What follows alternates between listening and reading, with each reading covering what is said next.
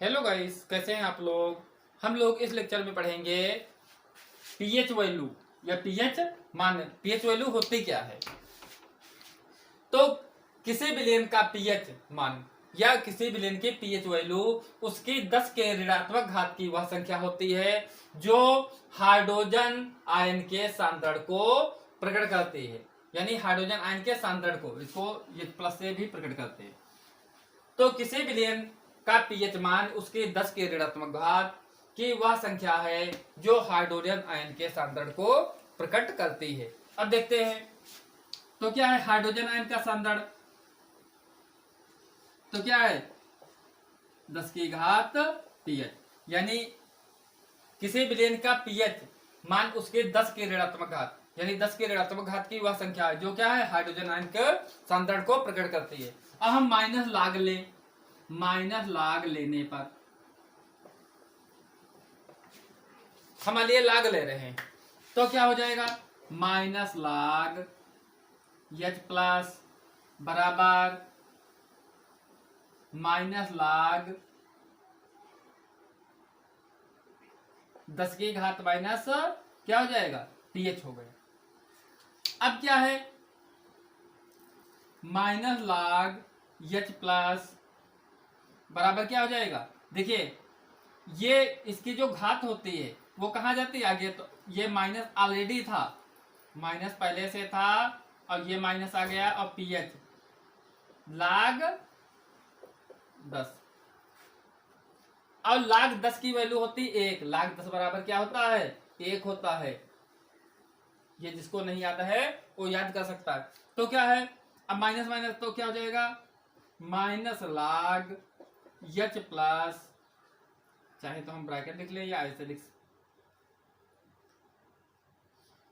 तो क्या हो जाएगा माइनस माइनस प्लस तो क्या हो जाएगा पीएच, यानी क्या हो जाएगा पीएच बराबर माइनस लाग एच प्लस। ये हमारा सूत्र निकल करके आ जाता है। इसको हम अथवा करके ऐसे भी लिख सकते हैं क्योंकि जब अगर माइनस लाग में होता है तो क्या है में चला जाता है ये बटे में चला, तो क्या हो सकता है पीएच बराबर क्या हो जाएगा लाग सफिक्स में ले लेंगे 1/एच प्लस।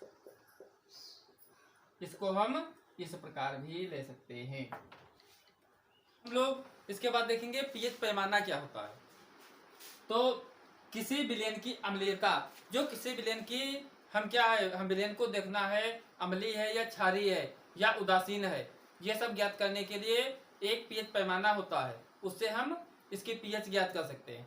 तो किसी विलेन की अम्लीयता व क्षारीयता को व्यक्त करने के लिए एक पैमाने का प्रयोग करते हैं जिसे पीएच पैमाना कहते हैं। इसे 0 से लगा करके 14 तक अंक तक हम प्रकट करते हैं।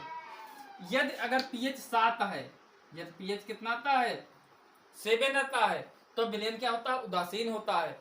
यदि क्या है 7 से कम है, जितना कम होता जाएगा उतनी अम्लीयता इसकी बढ़ती जाएगी। इधर अम्लीयता क्या होती है इसकी अम्लीयता बढ़ती है और इधर क्या है जितना पीएच 7 से अधिक होगा उतना क्षारीय होगा। तो किसी विलेन की अम्लीयता व क्षारीयता को ज्ञात करने के लिए एक पैमाने का प्रयोग किया जाता है जिसे क्या कहते हैं पीएच पैमाना कहते हैं।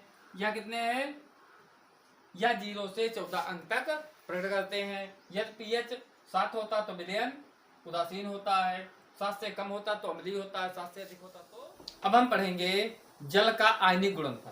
तो जल का आयनिक गुणनफल क्या होता है कि जल एक दुर्बल वैद्युत घटक होता है, यह बहुत कम आयनित होता है, जो इसकी आयनन की मात्रा बहुत कम होती है।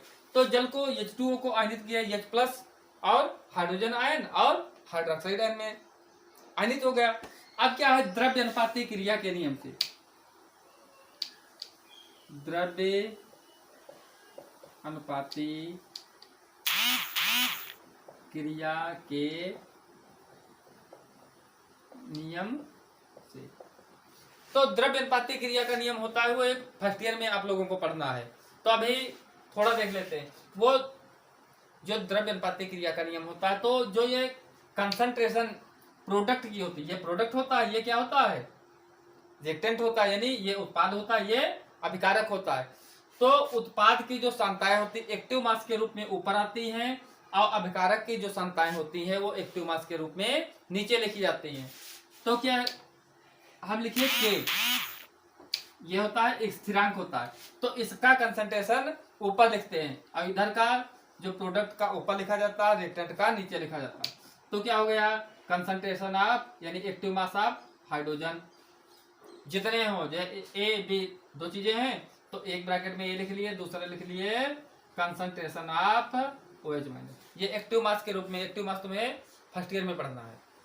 तो इधर का जो है जितने, तो हाइड्रोजन आयन कंसंट्रेशन और क्या है हाइड्रोक्साइड आयन का कंसंट्रेशन, और इधर क्या है केवल H2O है, तो क्या है H2O का कंसंट्रेशन लिख देते हैं। तो द्रव्यनुपाती क्रिया के नियम से तो active mass of hydrogen ion, active mass of hydroxide ion, active mass of H2O यानी एक्टिव मास ऑफ वाटर। अब क्या है, इसकी तिरछा गुणा कर सकते हैं,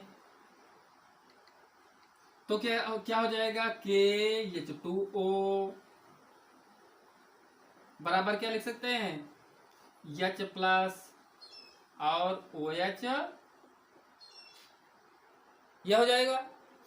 अब क्या करते हैं, KH2O लिखें चाहे के वाटर WATER, इसलिए पहला अक्षर हम प्रयोग करते हैं KW, W माने वाटर, H2O माने वाटर, तो क्या हो जाएगा H प्लस हाइड्रोजन आयन और हाइड्रोक्साइड आयन।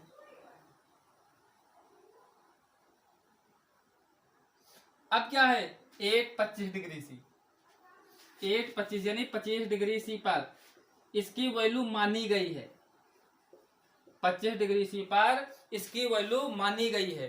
कितनी मानी गई है, 1 × 10⁻⁻14। तो KW बराबर है हाइड्रोजन आयन और क्या है हाइड्रोक्साइड आयन बराबर 1 × 10⁻⁻14। ये तुम्हारा विलेयता गुणनफल का सूत्र निकल कर आ गया।